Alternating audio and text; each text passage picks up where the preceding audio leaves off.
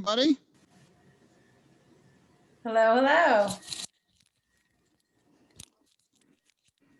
Mr. Bernard, do you know you have you decidedly less hair than you do in your professional photo?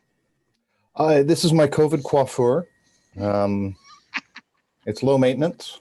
I do get frequent annoyed questions from people I work with saying, why doesn't your hair ever grow? Because every week for 5 minutes, I make it look like this again with a trimmer.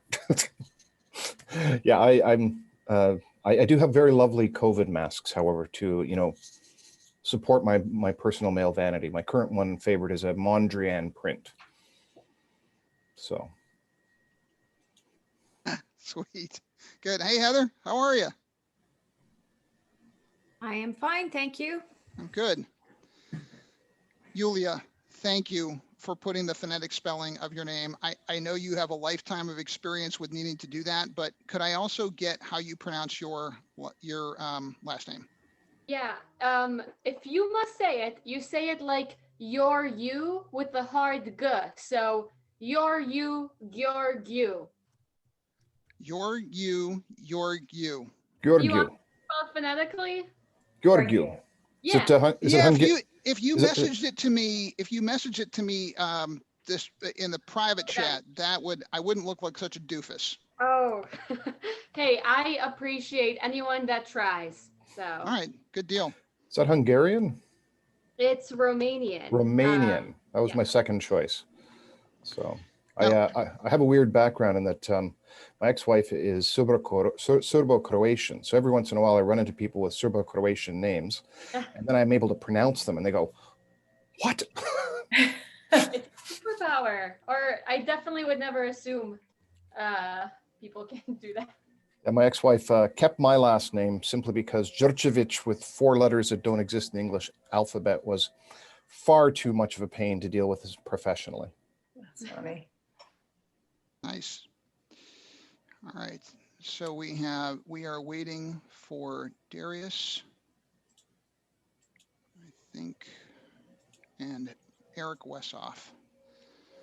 All right. And Jen, is your background intentionally an eye test to see who can read backwards? Is it backwards for you? Yeah, Yes. we can do hard things. Oh, that's weird. I didn't think it was backwards for you guys, but yeah, I'm gonna take it down then. No, it's supposed to be when I uploaded it, I uploaded it backwards. Yeah, Zach, who I'm subbing for, told me there's some sort of competition for cool backgrounds. So I, have a simulation of a building running behind me where we're doing sociability assessments with agents walking through 3D built environments and encountering one another. And we have rules for greetings and establishing familiarity with people. And so we can run up to 365 days in multi-unit residences and student residences and start gaining sociability metrics. And so one of the companies I founded does that stuff. Cool. I think Yulia wins. Yulia wins. Yulia wins. Yeah. I don't have computing power on my little Chromebook to play this game of green screen, but now I can just high five her. So. Oh, perfect. Being bad with faces, who is that? Oh, sorry. This is Jennifer Granholm, the Secretary of Energy. Ah, a former client of ours. I've written about her. I've talked to Mike about her. Don't look at faces because I'm bad at recognizing faces. Hello, Mr. Wessoff. Hello. Would it put you too much on the spot if I just let people know you only joined on the condition that nobody can ask you to play guitar riffs? Right here. You are such a show look off. at that. Are you going to? You are. You're such a show off. I'm not going to be playing that anyway. That's all. Eric, we can duet. Guitar has been a little quarantainment activity of mine too. Oh, good. Well, my playing is tragic, so let's just leave it at.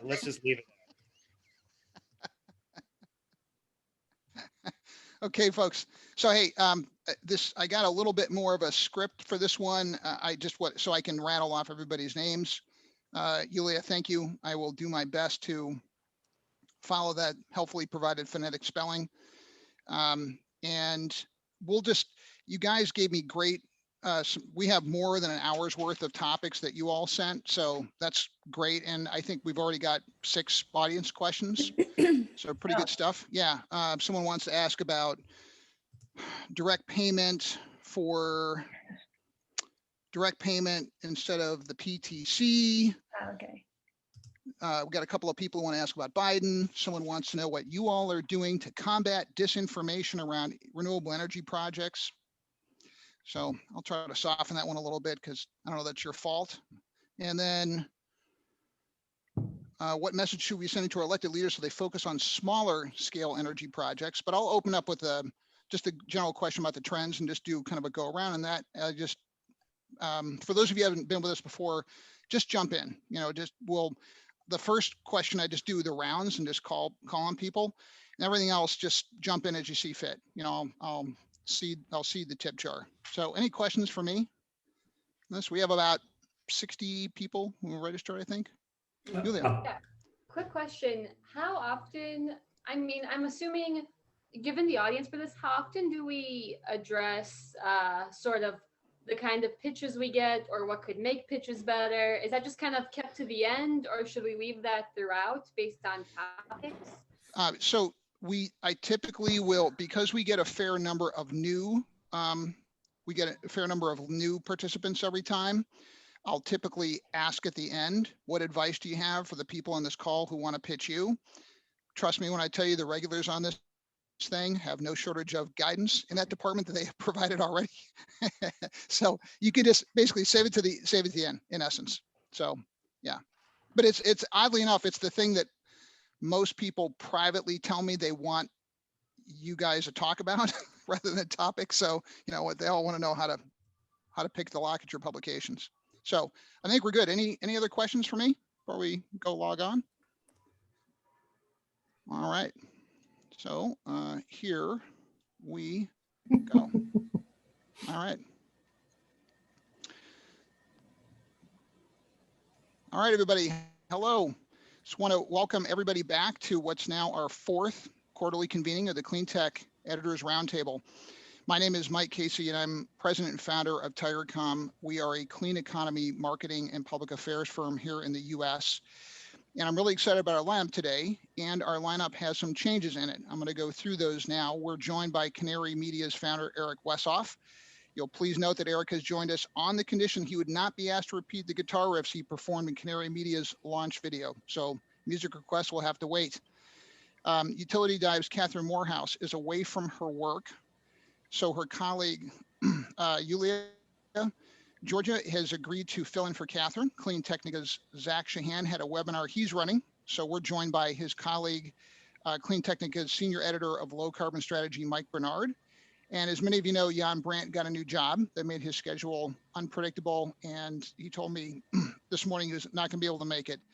We do have 3 regulars coming back, and we're delighted to have them. The first is Renewable Energy World's Jennifer Runyon. She's our 2-time winner of the Best Zoom Background. We have Green Business Heather Clancy and Recharge's Darius Sneakus. We are delighted to have both new and returning panels here with us today.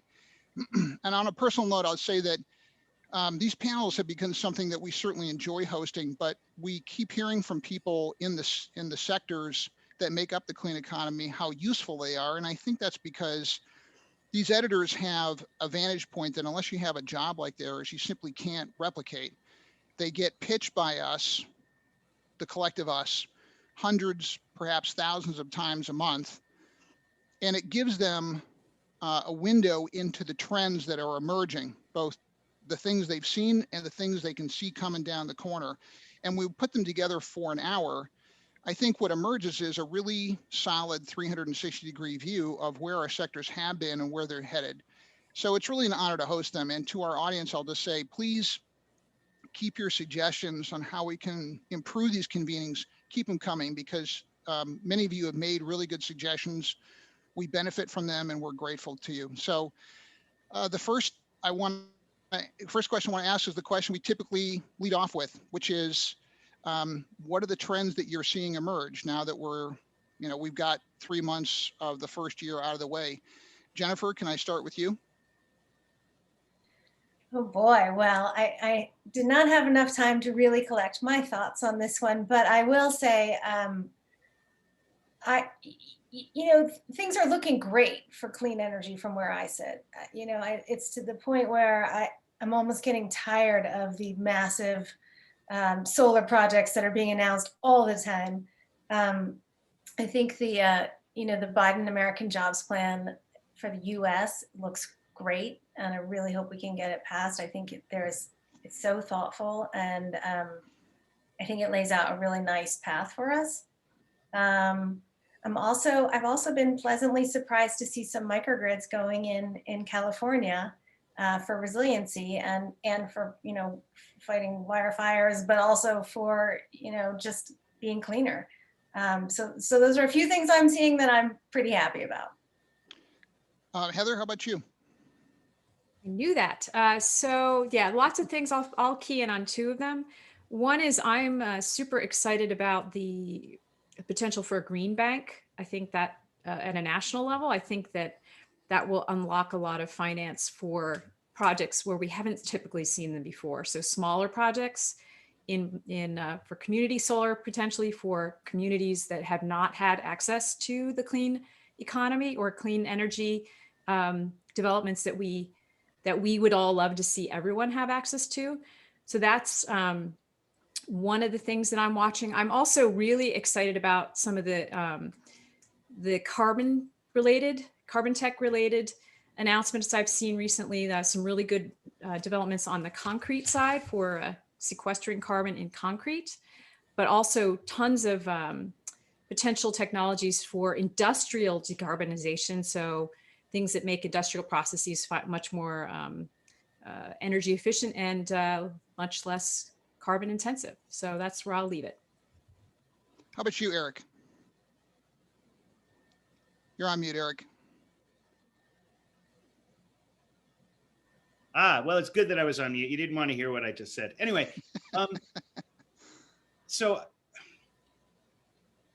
I for one am not tired of all those big solar projects, Jennifer. So I keep those coming as far as I'm concerned. I really, as much as residential solar and small solar is great, I think the moving the needle happens when you build 500 megawatt.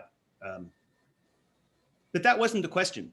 So the trends that I'm seeing are financial. You're seeing so much. I mean, we're so in it. We see it every day for the last 10 years. But there's even more money coming into this, whether it be in green banks and carbon banks, in new venture capital funds. That there are now new clean tech venture capital funds that are closing. Embargoed till tomorrow. You'll see some. You probably have all seen them. There's enormous amount of.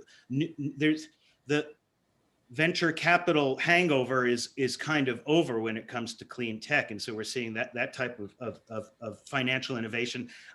You could talk about SPACs as a financial innovation in clean tech, and we're hearing more about Blackstone. So I think it's more about money flows and big metal as far as trends are. As I'm concerned. Okay. Darius, 3 trends you're seeing. Well, I know you saved offshore wind for me, I suppose. I mean, that's all very kindly. Set that one aside. Yeah. I mean, I think the only sector name checked in President Biden's executive actions. You see the secretaries of Energy, Interior, and Commerce lining up to make the target announcement. That makes pretty clear the big Venn diagram in Biden's mind that says, industrial transformation, economic development, and clean power. That there's a big sweet spot there. From our standpoint at Recharge, obviously we've been covering offshore wind for the full 12 years, and we cover it closely. That's hugely exciting. Just to see birth of an industry really that's been billions of dollars harborside right now, waiting to be turned into steel in the water. And here we go. I was in a webinar yesterday, and it all got a bit. People were looking for new superlatives, right? At one point, someone referred to Biden as having woken an economic and climate titan. Someone else was saying, and it's all going to happen so fast now. And there's just this kind of really quite electric atmosphere. People are, and I think that's right. You see what Europe's kind of done the long yards on this, right? But it could happen very, very quickly in the US and likewise Asia now. So yeah, just a huge exciting time and great to be an energy journalist at this point in history, I think. All right, Mike Bernard, you're up. Well, I'm going to have to say I'm disagreeing a bit with Heather on one piece, which is that I see globally that people are starting to realize that the mechanical and industrial carbon capture solutions are inadequate, can't scale, too expensive, don't provide value beyond putting CO2 underground and bringing up oil. And what I am seeing in global case studies around carbon capture policy is environmental focus. Trees, wetlands, and low tillage agriculture are much more supported by policy globally. So that's kind of statement one in terms of things that I'm seeing. The second thing I'll say about the carbon capture piece is that I'm strongly seeing a rearguard action by the legacy power organizations to make it seem as if carbon capture and sequestration industrial mechanical approaches are fit for purpose. They're going to be necessary for a small percentage of the industrial processes that we can't decarbonize, but job one is to stop emitting the CO2 at all. And so, there's places where, I'm still not sure we'll be able to get around limestone slaking, turning it into quicklime and the CO2 emissions from that without a carbon capture solution for that. But that's one of the few places where I see those technologies being of value. And I say this, by the way, as the Global Carbon Capture and Storage Institute used to have a hit page just devoted to me. So they, Eric likes that. I'll take the guitar riff for that, Eric. Third and last is we haven't really talked about China. Nobody's talked about China yet. I've been following the China story in terms of its vast actions across its economy in terms of decarbonizing for about 8 years now. And what I'm perceiving is that just as they turned their economy into a high carbon economy faster than any other economy in the world, they're now turning the curve on that faster than any other economy in the world. The expectation is they're going to be hitting their admittedly weak Paris Agreement targets 9 years ahead of schedule. And obviously from a wind energy perspective, they vastly exceeded expectations for both wind and solar utility scale deployments last year with 72 and 48 gigawatts, as much as the rest of the world combined. There's some nuances around the wind deployments, obviously, but I think that we're going to see, the great news that I saw was Kerry going to China, spending time with the people there, and coming back with an agreement. Seeing those two superpowers at the same table fighting climate change is a tremendous, tremendous step forward. And Mike, if memory serves, you used to live in China, is that right? For a number of years? Singapore for 2 years, and I was on calls with Chinese corporations and staff regularly. I studied Mandarin and I studied Japanese because the company I was working for wanted me to go to Tokyo for a couple of years. Sadly, that fell through. I would have been 8 kilometers from the Imperial Palace and being able to walk there with my wife. Cool. Yulia, trends you're seeing at Utility Dive? Well, unsurprising, given that it's Earth Week or Earth Month, Earth Day's coming up, we're seeing a lot of utilities and corporations make big announcements on their renewable goals, on their renewable buying targets, and new projects they're doing, which is really great to see. But the thing that strikes me now, as we have a lot of activity from the administration as well, we're seeing we're seeing that shareholders and investors, green funds, and consumers are asking for more than just, I should not say just because it is a big deal, but more than signing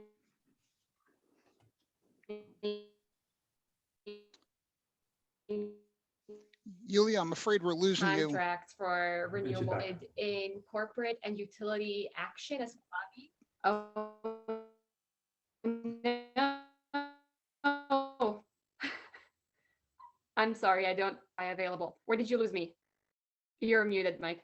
Yeah, we think we lost you. I would just start the whole thought again, I think, because it was broken up in 3 places. It was mostly about the big corporate sustainability announcements. Yes, those are very important. checking in on where they are. We're getting a lot of updates. Those are all very important, but shareholders, consumers, and green funds, they're asking for more than 100% renewable energy or than a big megawatt target. They want to see that big tech companies are not just top renewable energy buyers, but that they are lobbying and trying to push policy toward a price on target, a price on.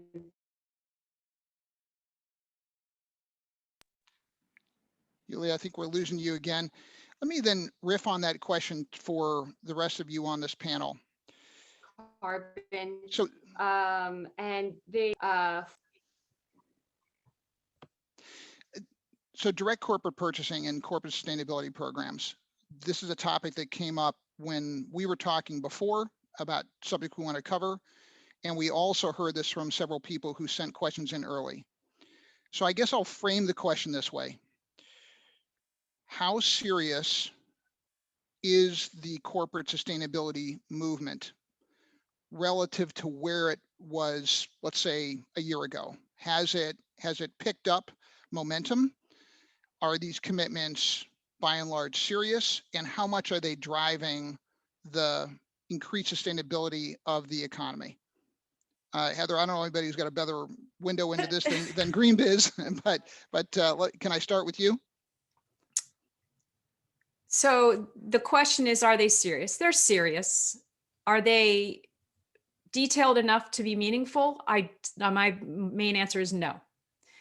We don't have a good enough short-term view on what people are going to start doing now. To the point made by Michael earlier, what are people actually doing to take this out of their operations instead of just buying carbon credits? I mean, carbon offsets, and I totally believe in the nature-based solutions movement. I think there's so many great, quote, technologies happening over there for carbon capture and sequestration, regenerative agriculture. The natural solutions are incredibly important. But just as important is, how are people actually changing their operations and their production methods and their travel habits and the way they do business to actually stop emitting, as carbon. And we don't see a lot of actual meaningful action around that. So I think they're serious, because when you have the CEO or the chairman or that level of person making the commitment, they're serious and they need to be serious. But I don't necessarily think that we have enough detail for us to know if they're going to be meaningful. Jennifer, what do you think?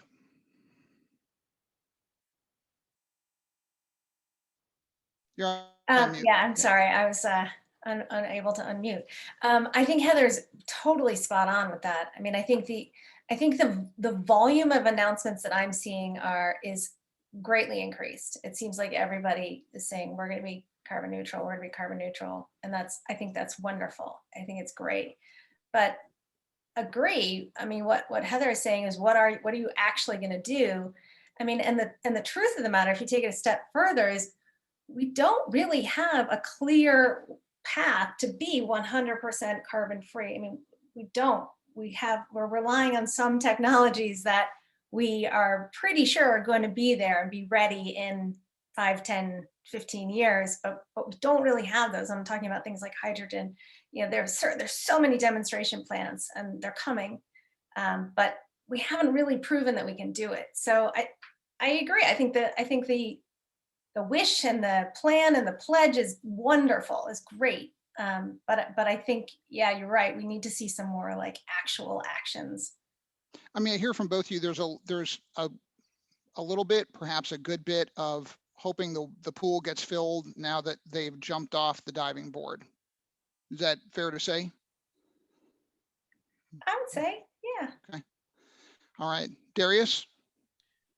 Well, I mean, there's obviously lots to be said, numerically about the increase in corporate PPAs, I suppose, and that obviously some of the heavy emitters are, joining the movement, as it were. But I think maybe interesting backcloth to this could be the World Economic Forum report that was, the index rather, that was published yesterday. So annual index, And they said, I mean, the boil down was, of course, last 10 years has been considerable improvement in the energy transition acceleration of, but by their measure, they cross-calculate what economic development and environmental sustainability and energy security is their kind of their trifecta or whatever. We're only seeing, I think it was 10% of countries on the planet have actually seen steady and measurable improvement in terms of their energy transition. So, it's all to say, like we all know, faster, further, right? We are artificially inconcrete when it comes to, as you say, getting to carbon neutrality rather than net zero, which is wonderfully, protein kind of term, right? All right, I want to make sure I ask this question. This comes from Bill Nussey, who's got the Freeing Energy podcast. He sent in what I thought was really an interesting question. He said a lot of the coverage that comes from the outlets that you run are gathered around large scale projects. Do you see a time when policy or media attention will be shifted over to focus on small scale projects? Anybody have any thoughts on that?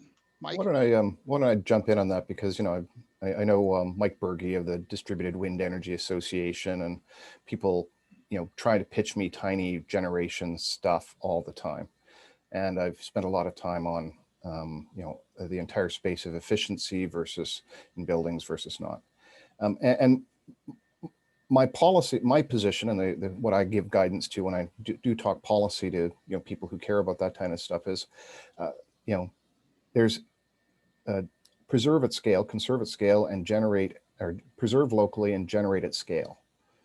Small generation just is very expensive. It's higher carbon emissions than utility scale generation. And I've had this argument with Mark Z. Jacobson. One of the few things he and I disagree fundamentally on is related to his 15% dependency on rooftop solar.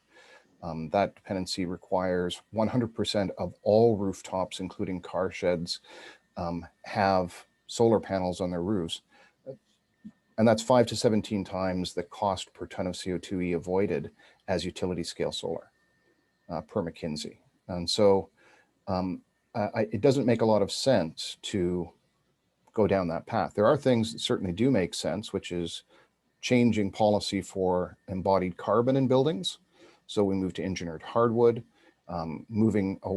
displacing fuel of natural gas heating in buildings with heat pumps. But I think the entire concept of net zero buildings with generation on the buildings is a North American, specifically United States, suburban California perspective, not applicable globally. Even in the United States, 60% of people live in multi-unit dwellings. In Asia, it's 90% plus. So putting small scale solar on buildings doesn't make sense. I did the math for Singapore. There's a reason that Singapore, for example, instead of putting solar on top of all of its HBDs, although that's the housing development blocks, the public leased 99-year lease housing, they're doing some of that. But the big thing they're doing is they're building a massive solar farm in Australia and linking it 4,600 kilometers under the water with an HVDC cable. Got it. Yulia, you had some thoughts on this, I think. Yes, trying to speak without the camera on, but hopefully you can hear me. Yeah, crystal clear. I was going to say that there's a lot of criticisms of newer technology that is smaller, but is sold more as a pack, as an economic idea. For instance, a former Nuclear Regulatory Commission chair was commenting that small modular reactors are never really thought of as one-offs, but for them to be sold, you're going to get a multi-pack sort of a thing. And that brings up the idea of, can we get really excited about the economic proposition of smaller projects? Of course, what it seems like what you were being asked, Mike, is more why outlets like Utility Dive aren't going to be writing about smaller projects.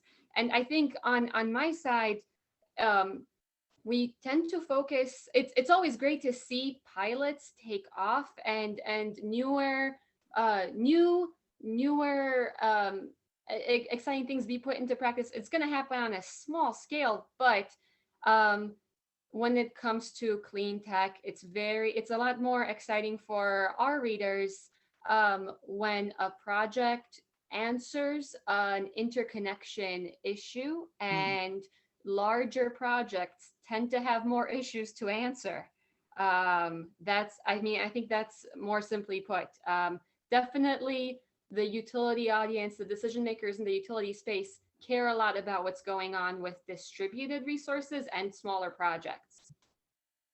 Good, got it. Okay, question that came up again from the audience, but also from some of you. We are nearing the end of Joe Biden's first 100 days. And the question we touched on at the start of the year when we convened was, after 4 years of Trump's antagonism toward clean economy, by and large, clean economy did well. Anyway, despite that, I asked back then, does that mean we've hit the inflection point where commercial execution is far more important than policy support? I think there was an interesting discussion then. So now we have almost 100 days of Joe Biden, avowedly pro climate tech efforts and policies. And I wanted to just go around and get people's sense of the impact that the Biden administration is having on these growing private sectors. Anybody have any thoughts? Jennifer? That's a tough one. So you're asking about what has been Biden's impact. I mean, in terms of concrete policy, we don't really have anything yet to be joying about. I mean, we're very happy with the direction that we're headed, I think, but at least I am. Say that question one more time, Mike. So we're nearing the end of Biden's first 100 days. Right. Is he proving to be impactful or just nice to have as an alternative to who preceded him? Oh, I think impactful. I think definitely impactful. I mean, I think we're seeing more. I can't remember where I was reading it. I think maybe on Twitter, but people were saying the rhetoric from the oil and gas industry has changed. And certainly that may not be true internally, but there is more discussion of, wanting to have a clean energy future now, and maybe thinking of ways to continue their business without emitting carbon. I think that's an indication that at least some messages are being heard, but I'd love to hear what other people have to say. Heather, if I put a focus group, 20 of your readers, the 20 CSOs of companies that you cover in a room, and I asked them, what do you think they would say? He's making a big difference, or it's just a nice to have? Can we come back to me in a moment? I know both Michael and Yulia have their hands up. Sure, absolutely. Mike? Yeah, so first off, such a breath of fresh air. Speaking as someone from outside of the United States who's been a close observer and assessed, all the leading candidates' policies for climate change, it's great to see Biden as the president, Kamala Harris, who, in my opinion, had the best climate change plan among the leading candidates, and Kerry back at the table. Those are amazing things. It's wonderful from the rest of the world's perspective. The United States is back in the Paris Accord and is having conversations with China. The infrastructure plan has been described as probably the only climate bill that'll get through Congress in the next 2 years before the midterms. Jen looks surprised at that, and Heather and Yulia don't. And it has a lot of positive things about climate. Jen Granholm, who's behind Yulia there, she made a statement about making solar a lot cheaper. But globally, solar is cheaper because of policy and economies of scale of manufacturing, not because of the things that the Department of Energy is spending its money on. And so I see Jen Granholm's assertion around solar as being a bit of I have to say something in my role. This is what I've got to say. And so more on perovskite solar panels, which are, like fusion energy. They're always promised and they never deliver. And so policy still very much has a significant part to play. I'll give you just one last example on this. The federal emissions of CO2 are projected, are right now 80% from the US military. The US military consumes 80% of all energy consumed by all federal agencies. It is considered to be the highest emitter of CO2 as a single organization in the entire world. Now that the United States is back in the Paris Agreement, that actually has to start being reported on. And federal policy about movement of the military spending on buying clean energy, electrifying what they can electrify, shifting to alternative low carbon fuels for the things they can't electrify. Those are things where the entire military industrial complex can get behind initiatives and radically decarbonize one of the United States' biggest outstanding emission sources. Yulia? It is super refreshing to see the DOE loan program get restarted, to see all the announcements. I was going to say that a lot of us reporters have been waiting with bated breath, or have been actively seeking what comes next from the Biden announcement that has been expected on Thursday from the climate summit. And now there's the announcement that the administration will try to cut greenhouse gas emissions in half by 2030. Is that good? Yes. Is that surprising to us that have been covering this a lot? No. But how impactful is it outside of our little energy Twitter sphere, outside of the bubble? I mean, this news was trending the Reddit page and that kind of stuff. Whenever the wonky things I'm focused on for an audience of decision makers makes it into the ether and is capturing eyeballs, that does mean a lot, especially as far as the sea change that we've all been warning about when it comes to having to take on climate action. All right, Heather. So my back to the CSOs, I think the most impactful thing that for my audience that's been happening has to do with the Securities and Exchange Commission and the move towards regulations that will require these companies to say exactly what they're doing, where they stand, and so forth, and the accountability. So that I think could be a hugely impactful development, especially when you go back to the point I was making before about so many commitments. Are they meaningful? We don't know. So now they're, hopefully, and it looks like it's trending that way, there will be a framework in place for those things to be more, those metrics to be more comparable and to be, things that people have to submit and declare and disclose and then work towards, right? It's going to be that you hear CEOs on the quarterly calls, that sort of when this theme gets to be part of those calls, then we're going to see real meaningful stuff happening, because the people on those calls will start having them more accountable. So when it works into those quarterly updates and so forth. So I think they're excited about that. I think they've been wanting that sort of level of accountability for a while. So that's my and it sounds to me like that's a trend that can't be unmade once you get a certain critical mass of corporate leadership on earnings calls addressing that as part of the checklist. To just stop doing that, I imagine, would be quite difficult to do. So it becomes a permanent practice fairly quickly. It becomes a practice, and if it's being required in other jurisdictions like Europe and Asia and so forth, then it's they're going to have to be talking about it in these other regions anyway. So they want consistency too. That's the other thing. There wants to be more scrutiny, needs to be like sort of comparable across regions, and that's what they want, if you will. They want things to be a little bit more predictable and from one region to another. So, all right, this is the question that's come in from a participant here.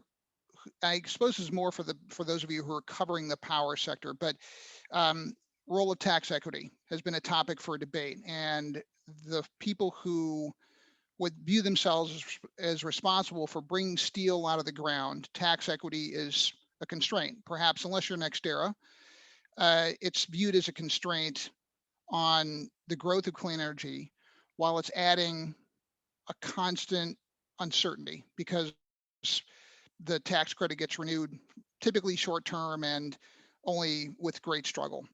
And the question then becomes, is there an alternative? Is direct pay an alternative, and what appetite is that? So is the Biden plan, I suppose, an action forcing event to finally dig deep into how tax equity has shaped the growth of clean energy to date, and can his goals be met without a direct pay option? Those of you covering power. Darius, can I start with you? Certainly not one for me, Mike. Surely you many better informed on this subject than I am. All right. Yeah, Yulia, please. I was going to say that as far as the stability that many in the sector want regarding tax equity, I think it's an issue of politics, how difficult it is for Republican members to support incentives like this. And I don't know if the right approach is, instead of direct payment, but instead trying to find other ways to incentivize clean energy development. I do think that it does surprise me that even today I was listening in on offshore wind policy House hearing just yesterday, and pretty much I think every Republican House member was remiss to have their time at asking questions without really pushing on. But what is the director of BOEM doing about oil and natural gas offshore? And what is the need for incentives for specifically offshore wind, all that stuff? I think it's just highly politicized to the point where it's difficult to hope. Oh no, I should not say that. But it's so politicized that it's difficult to expect a solid extension, not just year to year updates pushed in the last minute. And that's certainly not good for developers. Anybody else have any thoughts on that? My question, Mike, Heather. Heather, you go first, please. Right, just a real quick thing, and this is actually this has nothing to do with the developer scale, the utility scale stuff, but it's just an observation. I think that we need different sorts of incentives to encourage like the small scale projects that were being asked about before, and especially if you look at this environmental justice lens that's going to be used to apply to these solutions that we're supposed to see here in the United States. If a business doesn't have the history or the tax base or whatever to use that kind of incentive, it's pointless. So we need different kinds of financing mechanisms to get the smaller scale and to get this to be at a different level, and for it to be people and companies that haven't had access before to get into the movement. So I would like to see there be attention to those other kinds of mechanisms. And Mike? History lesson. You guys probably are all aware of this. Some of the readers might not be. 2009, Biden and the rest of the G20 and the G7 committed to eliminating fossil fuel subsidies. 2014, when I was a senior fellow of wind energy for the Energy and Policy Institute, a think tank, it's a Beltway think tank. And one of the people I spent time with was the American Wind Energy Association's director of strategy, talking about how to shift the needle on ITC and PTC, especially the PTC. And the point is that the tax breaks for fossil fuels are almost entirely embedded in the permanent tax code, and they're incredibly hard to get rid of. If we look at the scorecard that NRDC maintains for the G20, what we see is the United States has made zero movement on its commitment to eliminating fossil fuel taxes, because it's an incredibly hard nut to break to gain the political necessary votes to open up the permanent tax code. The last time we had a major expansion of the PTC in 2015, the Republicans got the right to ship crude oil, export crude oil, something that had been taken away, I think, in 1974 by Ford. So as we look at that history, what is it that the Democratic Congress people have to trade that's equivalent to unlocking crude oil exports, even for an extension of the PTC, and with Manchin and hit the role that he's playing now? And so what I have faith in is that the people that are involved in this, Kamala Harris and Biden and Kerry, are very knowledgeable people, and they know how Washington works and how budget works. They know what all the levers are. And so I don't know what levers will end up being pulled, but I know that they will be end up being pulled. And so I have less faith that the fossil fuel subsidies will go away, or that, and I certainly have no faith that renewable subsidies will be embodied in the permanent tax code. Got a question from Monique Sang with Oxford PV. I think it's in the UK, judging by the cell phone number. Interesting question. You said in the year so far of COVID, I suppose it's our second year, what has surprised you about the sectors that you cover? All right, Darius. Well, that one I might be able to field. Yeah, I mean, I think fundamentally, it's the term is resilience, right? It's used by IRENA, it's used by the IEA. It's again, I think, surprise maybe to overstate. No one really knew, did we? I mean, we all just sort of waded in and treated it as a voyage of discovery. But it's certainly been one of the greatest encouragements to me to see how offshore wind, for instance, has come through, and has different project timelines to onshore and the rest, and different from solar. But when you see the kind of the onward march of progress, again, even if not fast as needs be, that's certainly an encouragement. I mean, since the question came from Oxford PV, that's a perovskite concept, right? That they're developing. That's again not a surprise, but that's an area you see long in sort of gestation now. Coming through again in COVID at a rate where we can see a whole other trajectory for solar and its LCOE with that kind of technology. That's just a sidebar. Heather?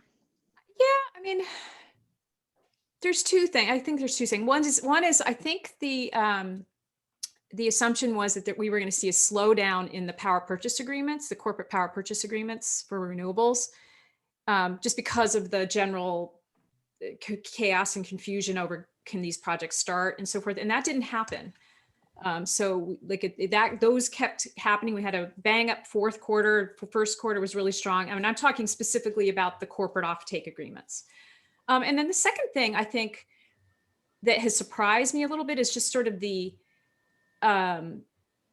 extent to which companies are completely rethinking the travel footprints and their sort of office footprints as they come out of this. I think there's still a lot of uncertainty there, but I personally didn't expect it to become the sort of profound moment of rethinking how work gets to be redone, like the sort of, and how does, and then now in the future, how does a company, if they choose to keep a certain percentage of their workforce remote, how do they account for those carbon emissions? And how do they help their employees become, get solar power and so forth? So I think that's sort of that's a big thing, and it's still completely a work in progress, but that's pretty I think will be amazingly impactful for the corporate plans moving forward. I want to finish making the rounds on that question, but Heather, let me ask you a quick follow-up. So direct corporate purchasing of clean energy, 3-4 years ago, the conventional wisdom was it was one of the main drivers of clean energy scaling. Now with, I guess I'll describe it as additional wind at the backs of clean economy, is direct corporate purchasing proportionally, is it still driving the action as much as it did 3, 4, 5 years ago, or is it less?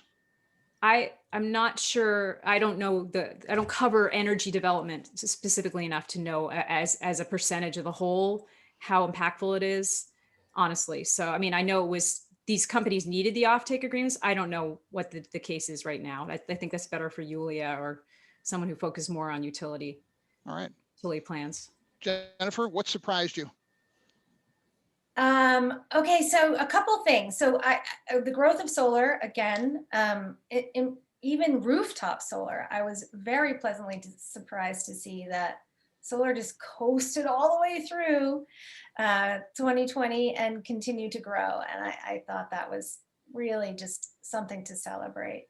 The other thing, and Heather touched on it too, is I'm really very glad to see a lot of environmental and social justice kind of stipulations in some of the plans that I'm seeing. Some of the utilities are directing, more funding or there's more job opportunities for training. I just saw, I think it was P&M or maybe in California, they're offering, training for at-risk youth and energy efficiency training. I love these plans. I think these are, just two things that are near and dear to my heart that are really important. And I'm glad to see them coming together. So those two things were good for me. All right. Yulia, what surprised you? A little bit of a downer, but the fact that we don't really have a framework for dealing with the with the shut-off moratorium. This is a big U.S. problem right now because I could speak to that from Utility Dive, but you have utilities of many sizes, municipalities, co-ops, investor-owned utilities too, and regulators, and everyone involved is saying, this is really important. We cannot keep doing this, but also, how can you ask people that are impacted by the pandemic in so many ways, to pay up the bills that they've been neglecting for a year, kind of a thing. And it just seems like everyone has their hands raised that they have a question about this. We're seeing a lot of tension and we're seeing a lot of proceedings that are going to get pushed through, but I'm not seeing enough options as far as financial mechanisms to arise for this, or anything sort of being modeled from more rural areas to areas where there's higher density of population, higher customer load. So that is something that is an open question mark that I attribute largely to the pandemic. Good. And no one knows what's going on. Got it. Mike. Yeah, the two things that I observe, and one of the odd things that I end up doing is every 6 months update for the United States and Canada for wind energy with the World Wind Energy Association. Stephen Gazenger asked me to do that a couple of years ago, and I just kind of grandfathered into my ritual. And so a year ago in March, when I did one, the big question on my mind, the projection I put up force majeure on the screen and just talked about all of those clauses having force majeure, active nature, unavoidable circumstances clauses. And we didn't have a good sense then of what that would do. Now, the United States saw a 25% reduction in wind energy versus expectations when I did the update just a month ago. And that's great, actually. A lot more wind energy got built than would have been expected. So the force majeure clauses, a lot of people in the industry were doing really good work to negotiate in good faith with their clients to get through this problem and to continue to deliver clean energy.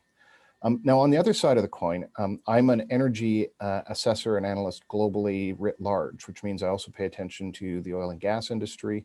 I pay attention, because I'm Canadian, to the oil sands. And one of the stories that many of you probably don't see as much is the number of outbreaks of COVID-19 in remote oil locations and on oil derricks.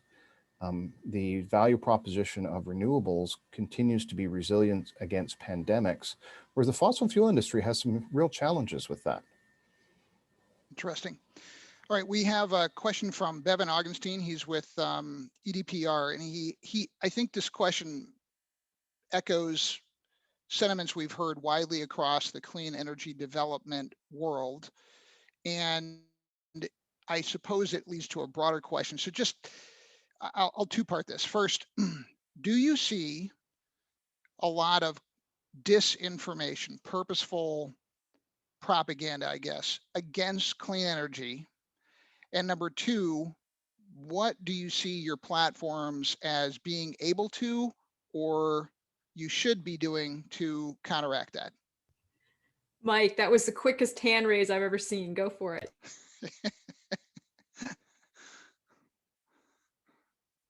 But unmute.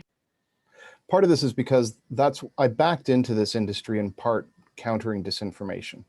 And so I've also spent time with John Cook, the cognitive scientist behind Skeptical Science, and his PhD advisor, Stephen Lewandowski, both Australians now, expats globally. I've spent a lot of time on the cognitive science and communication around these things. And Mike and I have spent time talking about creation of social license and getting ahead of the game in terms of some of these things. What I'm seeing right now is a significant change in the nuances of disinformation that are coming out. We're seeing that out and out denial of the ability of renewables to be fit for purpose is diminishing.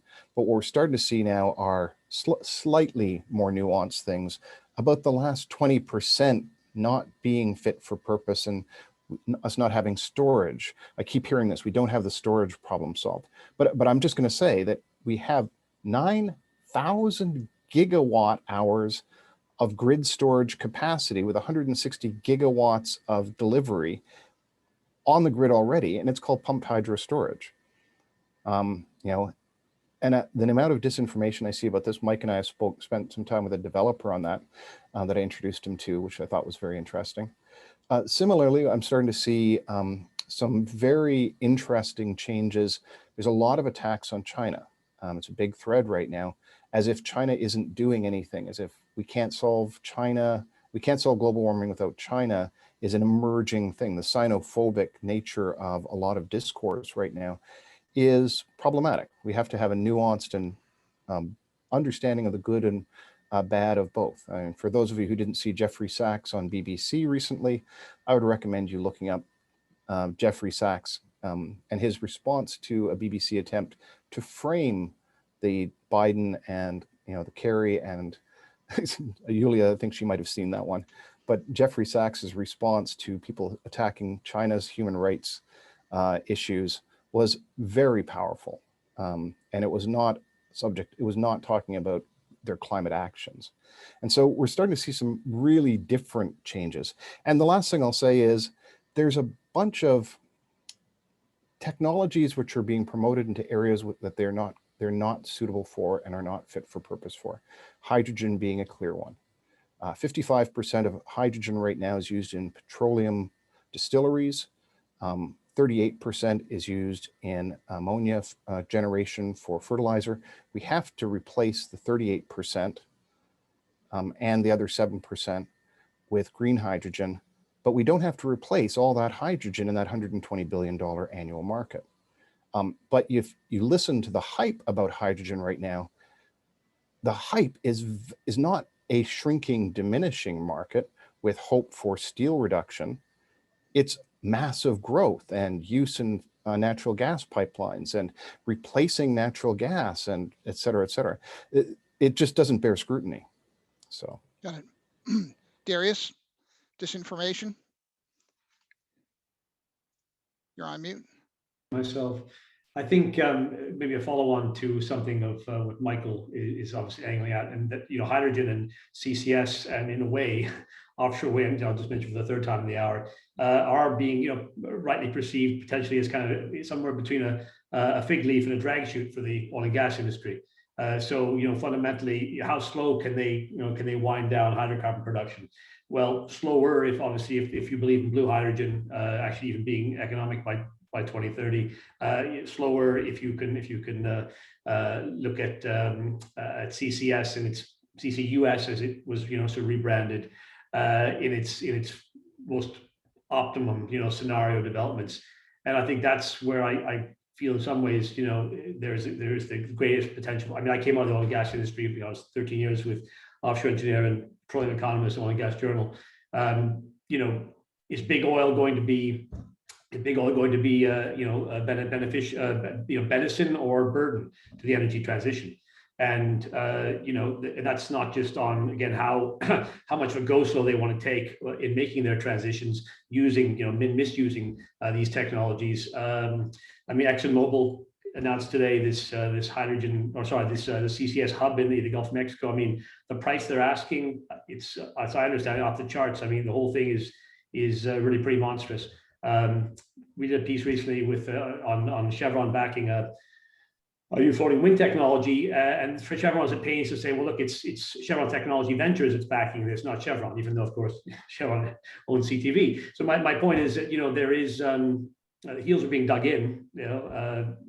Profits are all the obvious capitalist tropes, but I think that's my one fear is that one fear, one of my many fears, but is that the disinformation in the sense, or the shaping of information by the oil and gas companies. And I mean, Shell and BP and Total and Equinor are making strides, but we know the biggest picture, if you look at the big pie chart of how much money is going into renewables versus extending the life of the fossil fuel industry globally, it's only shocking. So, Julia? I was gonna say that as someone that is related to climate deniers, as an energy journalist, I've learned that even in the industry I write for, I think that I'm a business journalist, that I can just focus on numbers, on figures, and that's not entirely true. It's always important to add as much context as I can so that people know if I'm writing about storage, I have to address certain things about storage, etc. I think the problem that I see, at least for